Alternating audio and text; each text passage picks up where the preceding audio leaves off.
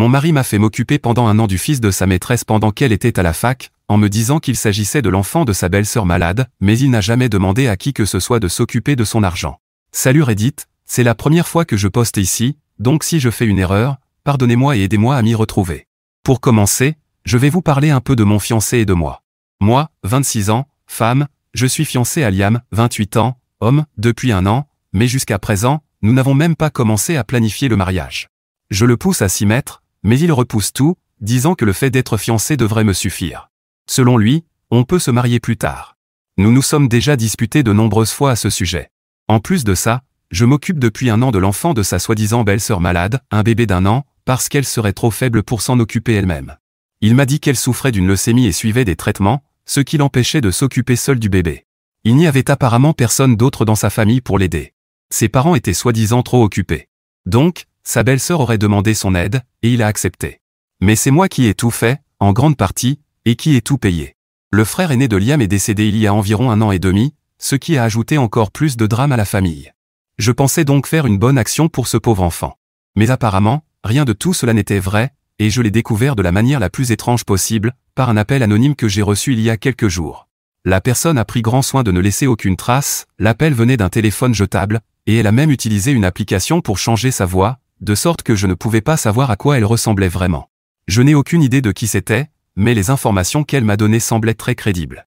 Dès qu'elle a confirmé qu'elle parlait bien à moi, elle m'a dit que l'enfant dont je m'occupais depuis tout ce temps n'était pas le fils de la belle-sœur de Liam, comme il me l'avait dit. C'était en réalité le fils de Liam avec sa petite amie de 21 ans, encore à l'université. Il comptait se servir de moi comme nourrice gratuite jusqu'à ce qu'elle obtienne son diplôme, et ensuite il comptait me quitter pour elle. J'ai cru à une blague, peut-être un ami à lui qui voulait me faire une mauvaise farce. J'étais sur le point de raccrocher et de leur répondre sarcastiquement à quel point c'était drôle, mais ils m'ont alors dit d'aller voir ce qui se passait dans un restaurant en dehors de la ville si je ne les croyais pas. L'appel a pris fin avant que je puisse poser plus de questions. Vu la situation tendue avec Liam, puisque nous nous disputions de plus en plus à cause de son refus de planifier le mariage, j'ai décidé d'aller vérifier le restaurant en question, juste par curiosité. Et vous devinez la suite, j'ai trouvé Liam avec cette fille, appelons-la Donna. Nous la connaissions tous les deux, elle était barista dans un café près de chez nous, où nous allions souvent. Puis j'ai appris qu'elle avait quitté son travail l'année dernière pour se consacrer à ses études. Après cela, je ne l'avais plus revue, mais j'imagine que c'était simplement parce qu'elle était enceinte de l'enfant de mon fiancé. Quoi qu'il en soit, quand je suis entré dans le restaurant, je les ai vus, mais eux ne m'ont pas vu.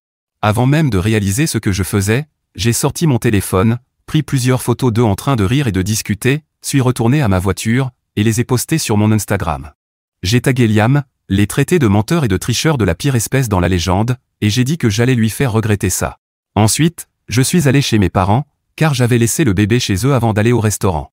Une fois sur place, j'ai bloqué Liam et tout raconté à mes parents. J'ai complètement craqué, et ils m'ont dit qu'ils allaient m'aider à régler tout ça. Environ une demi-heure plus tard, je suis rentré chez moi, et Liam y était déjà. Il a essayé de me dire que Donna et lui n'étaient que des amis, mais je lui ai parlé de l'appel anonyme. Il tente maintenant de me convaincre que c'était sûrement une mauvaise blague, et que Donna l'avait rencontré pour des raisons professionnelles, car elle voulait rejoindre son entreprise après avoir obtenu son diplôme. Il m'a dit que je n'aurais pas dû croire un appel anonyme et que j'aurais dû au moins lui en parler avant de publier ce post et de l'humilier. Mais je lui ai répondu que je m'en fichais, et que s'il disait la vérité, alors je voulais qu'il fasse un test de paternité pour prouver que le bébé n'était pas le sien. Il a dit qu'il le ferait volontiers, mais que c'était insultant que je doive lui demander ça après 4 ans ensemble. Depuis, il joue uniquement la victime, le pauvre homme attaqué par sa cruelle petite amie à cause d'un simple coup de fil. Et comme si ça ne suffisait pas, sa famille s'en est mêlée. Ses parents et sa belle-sœur trouvent horrible que je puisse suggérer qu'il mentirait et le couvrirait. Ils pensent que je dévalorise la mort de son frère en insinuant que le bébé est celui de Liam, juste parce que je choisis de croire des mensonges. Je suppose que j'ai oublié de préciser ceci dans mon post initial, ce qui a causé beaucoup de confusion dans les commentaires, donc je vais clarifier maintenant. Jacqueline, ma belle-sœur, et le frère de Liam vivaient dans un autre état, donc nous ne les voyons pas souvent, seulement pour les fêtes et autres occasions. Après la mort du frère de Liam, Jacqueline a arrêté de venir aux réunions de famille, car elle n'en avait pas la force, et bien sûr, personne ne lui en a voulu. Puis, il y a environ 1 an, elle a annoncé qu'elle avait une leucémie, soit environ 7 ou 8 mois après la mort de son mari.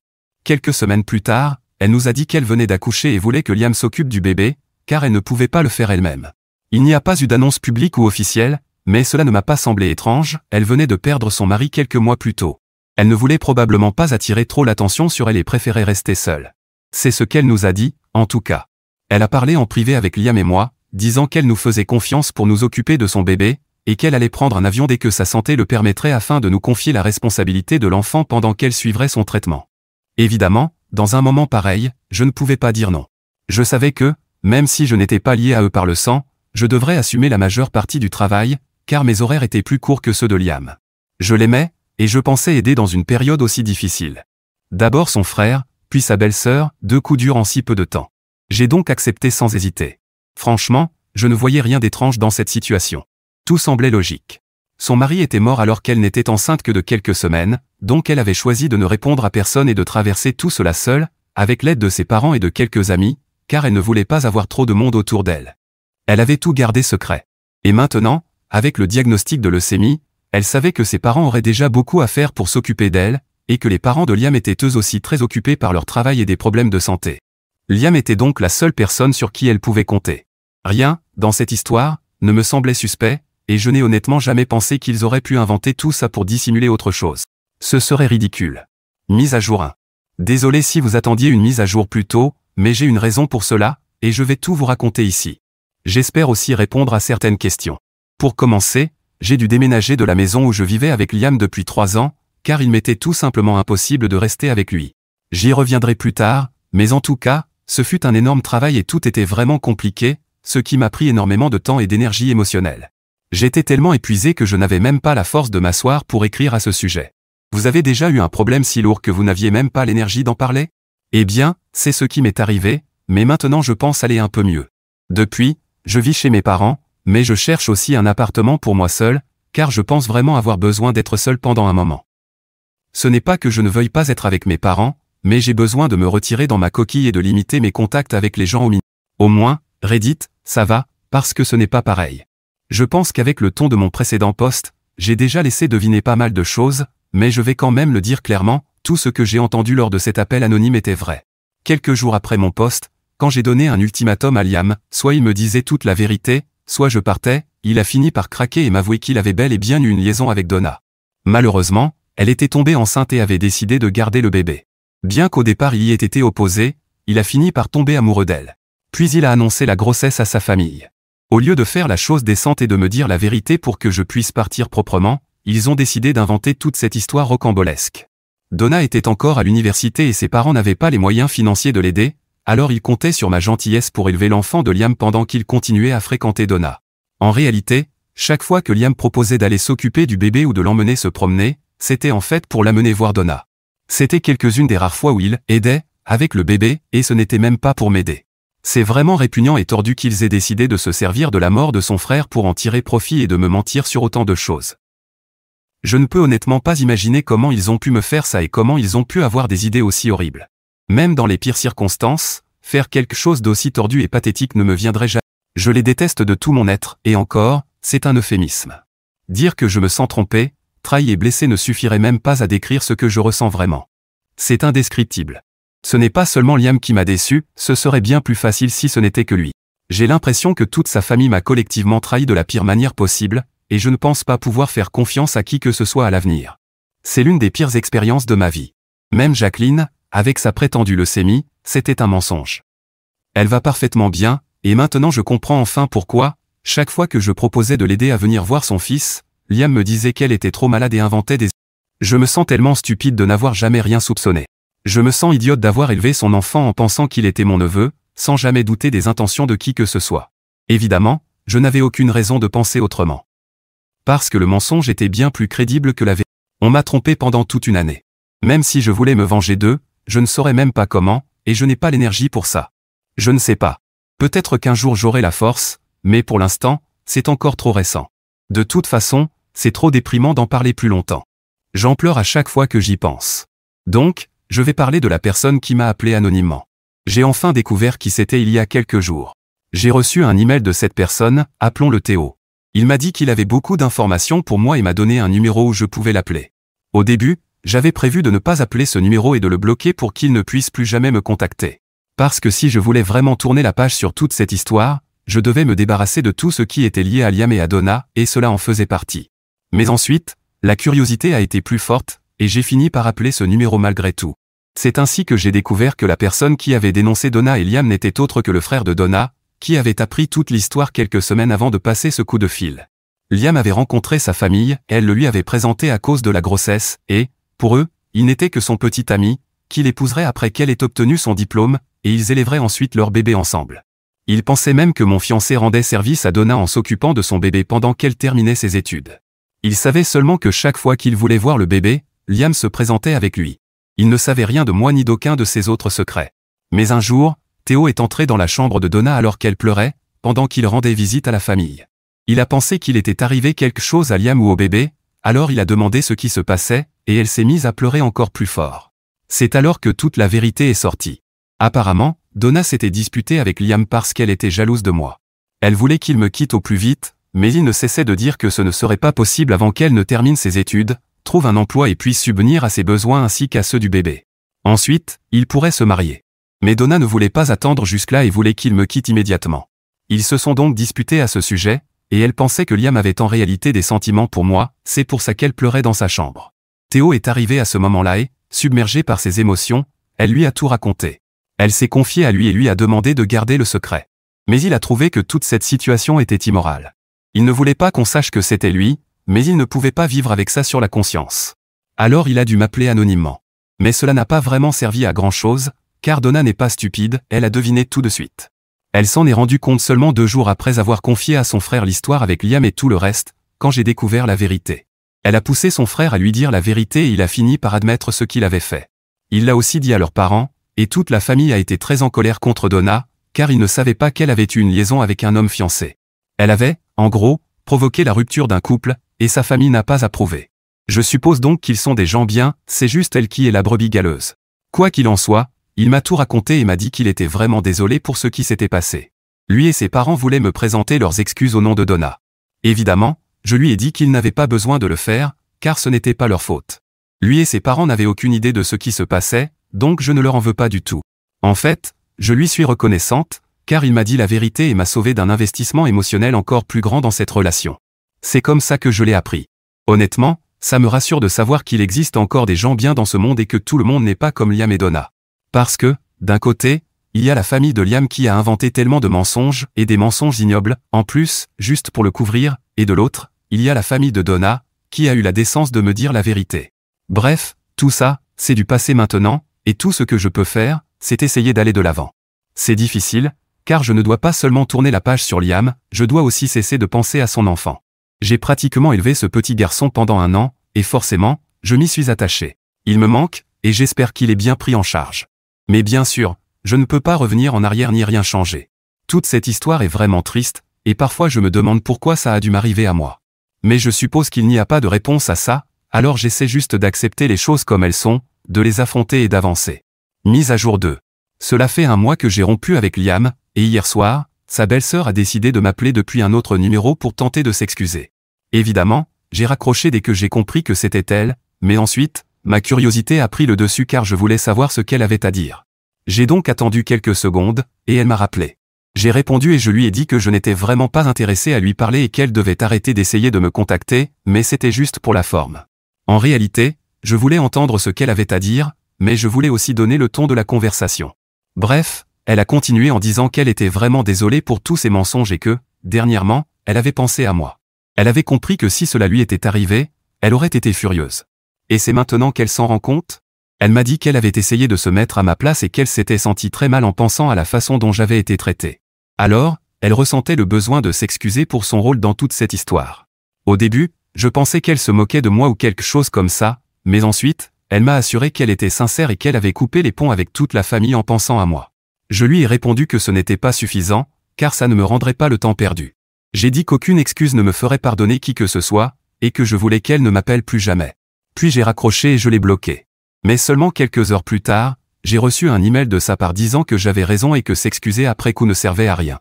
Elle m'a expliqué que, ces dernières semaines, elle avait pensé à son mari et à ce qu'il aurait dit de tout ce qu'elle avait fait, et que c'est ça qui lui avait fait comprendre qu'elle avait commis une énorme erreur. C'est pour cette raison qu'elle voulait s'excuser auprès de moi. Mais en me parlant, elle avait réalisé que ce n'était pas pardonnable. Elle a ajouté que si elle avait été à ma place, elle aurait probablement réagi comme moi. Alors, même si je ne voulais pas lui pardonner, elle resterait désolée et ne parlerait plus ni à Liam ni à mes beaux-parents. Je ne vois pas en quoi cela me concerne, Alors j'ai décidé de la débloquer et de la rappeler pour lui dire que, si elle voulait vraiment prouver qu'elle était désolée, elle, son beau-frère et mes beaux-parents devraient me rembourser tout l'argent que j'avais dépensé pour l'enfant. Si elle pouvait arranger ça, peut-être que j'y réfléchirais, et peut-être que cela rendrait aussi son mari heureux. Évidemment, je l'ai dit sur un ton sarcastique et blessant, mais elle a répondu qu'elle allait essayer. Alors, qui sait, peut-être qu'il en sortira quelque chose de concret et que je ne repartirai pas complètement les mains vides. Mise à jour 3. Cela fait 2 semaines depuis ma dernière mise à jour, et il y a 3 jours, Jacqueline m'a recontacté. Elle m'a envoyé un message disant que Liam voulait me parler et qu'elle avait réussi à les convaincre de commencer à me rembourser tout ce que j'avais dépensé.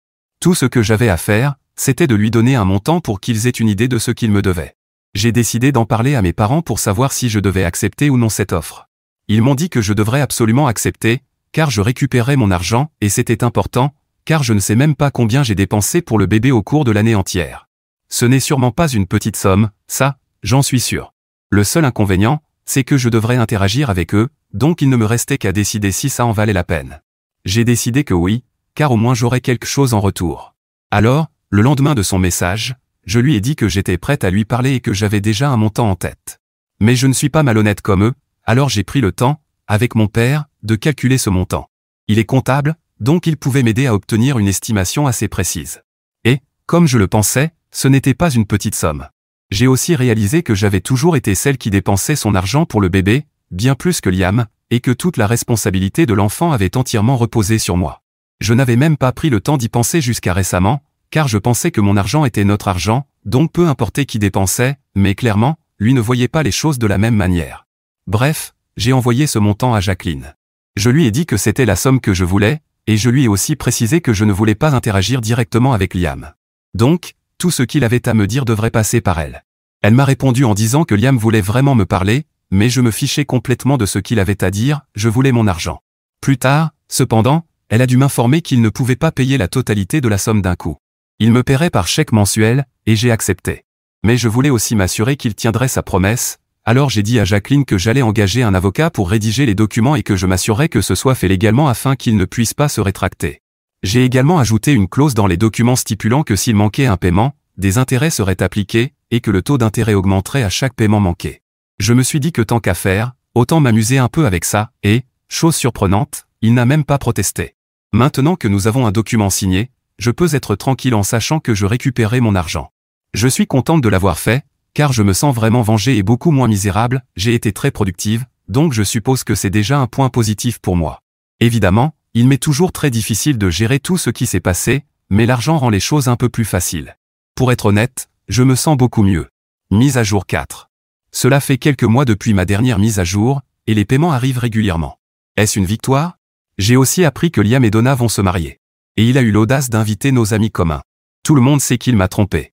Tout le monde sait ce qui s'est passé, car j'en avais parlé sur les réseaux dès que je l'ai découvert. Bien sûr, j'ai supprimé ce post, mais les gens n'oublient pas ce genre de choses. J'ai été surprise qu'il invite ces personnes alors qu'il savait pertinemment qu'elles n'allaient évidemment pas venir. Personne ne lui a adressé la parole depuis mon post, donc c'est plutôt drôle, il pensait vraiment qu'ils allaient oublier et venir à son mariage. Tous mes amis m'ont contacté pour me dire qu'ils avaient reçu une invitation, allant même jusqu'à m'envoyer la preuve qu'ils avaient répondu « non ». Certains penseront que c'est mesquin que cela me rende heureuse, mais je m'en fiche complètement. Je suis aussi resté en contact avec Théo. On n'est pas amis, on ne se parle pas régulièrement, mais il me donne parfois des nouvelles de Liam et Donna. Il m'a dit qu'apparemment, Liam avait dû rendre la maison où nous vivions, car le loyer était trop élevé et il ne pouvait pas se le permettre sans moi. Avec le bébé, lui et Donna ont dû emménager dans un appartement bien plus petit, beaucoup plus petit que ce à quoi il était habitué. Le meilleur? Ce n'est même pas dans un quartier chic. Donna a même dû abandonner ses études parce que ses parents ont refusé de continuer à payer. Avec les factures mensuelles, le coût d'un bébé et le fait que Donna ne travaille pas, je suppose que la situation financière de Liam n'est pas au beau fixe. Les parents de Donna voulaient qu'elle quitte Liam et qu'elle élève le bébé avec eux, en laissant Liam le voir le week-end. Mais évidemment, ce n'est pas ce qu'elle voulait, alors elle s'est disputée avec eux, et ils ne se parlent plus depuis. Mise à jour 5. Beaucoup de gens m'ont fait remarquer que si Jacqueline ne m'avait pas appelé, je n'aurais peut-être jamais réveillé mon côté vindicatif. Mais s'il y a bien une chose que je peux vous dire, c'est que non seulement il s'est réveillé, mais qu'il est désormais impossible de le rendormir. Et le pire? J'adore être vindicative, c'est la meilleure thérapie que j'ai jamais eue. Depuis que j'ai commencé à me venger, en réclamant l'argent qu'on me devait, j'ai l'impression de prendre les meilleurs antidépresseurs jamais inventés. Et je peux déjà vous dire que je me sens encore mieux grâce à ce qui s'est passé récemment. La dernière fois, on en était resté à mon ex qui me remboursait l'argent qu'il me devait tout en préparant son mariage avec Donna. Rien de tout cela ne s'est poursuivi. D'abord, avec toutes ces dépenses, il a cessé de me payer. C'était possible, et beaucoup d'entre vous l'avaient même prédit. Mais c'est pour ça que nous avions un contrat, avec des clauses très favorables pour moi en cas de problème, et c'est exactement ce qui s'est produit. Mon ex a arrêté de payer et n'a même pas eu le courage de me le dire. Ces chèques ont juste cessé d'arriver. J'ai attendu un mois, au cas où il aurait oublié, peut-être que le mois suivant, les 2 chèques arriveraient en même temps. Mais non. Ce qui est arrivé à la place, c'est la plainte déposée par mon avocat. Et maintenant, mon ex a dû me payer le double. Si récupérer seulement l'argent que j'avais dépensé m'avait fait du bien, recevoir le double me fait encore plus plaisir. J'ai toujours pensé que l'argent ne rendait pas heureux, mais là, honnêtement, je suis plutôt heureuse, donc je ne sais plus quoi en penser. Et mon avocat lui a dit qu'aucun plan de paiement ne serait accepté. Donc, quand nous avons gagné le procès, il a dû vendre sa voiture, retirer son 401K et même contracter un prêt. Bien sûr, il a essayé de renégocier encore, mais je lui ai dit que s'il n'avait pas pu payer la première fois, alors que c'était moins que ce qu'il devait maintenant, je ne m'attendais pas à ce qu'il le fasse cette fois-ci, et je ne comptais pas perdre plus de temps ou d'argent avec des avocats. Je voulais l'argent, chaque billet bien empilé. À cause de ça, le mariage a été annulé. Selon Théo, c'est parce que Donna voulait au moins tenter sa chance avec ses parents, voir s'ils l'accepteraient de nouveau. Non, ses parents ne l'ont pas reprise. Et même Liam ne l'a pas reprise après qu'elle lui a dit qu'elle avait réfléchi et qu'elle voulait revenir. Ils vivent toujours ensemble, d'après Théo, mais seulement jusqu'à ce que Donna trouve un travail et puisse déménager. Dans mon dernier post, je pensais que ce serait le dernier, que Liam ne serait pas assez idiot pour manquer des paiements et s'endetter encore plus, mais il m'a surprise. Enfin, pas complètement. Mais maintenant que j'ai mon argent et que je ne suis plus lié à Liam d'aucune manière, je suis presque certaine que c'est la fin de mon aventure.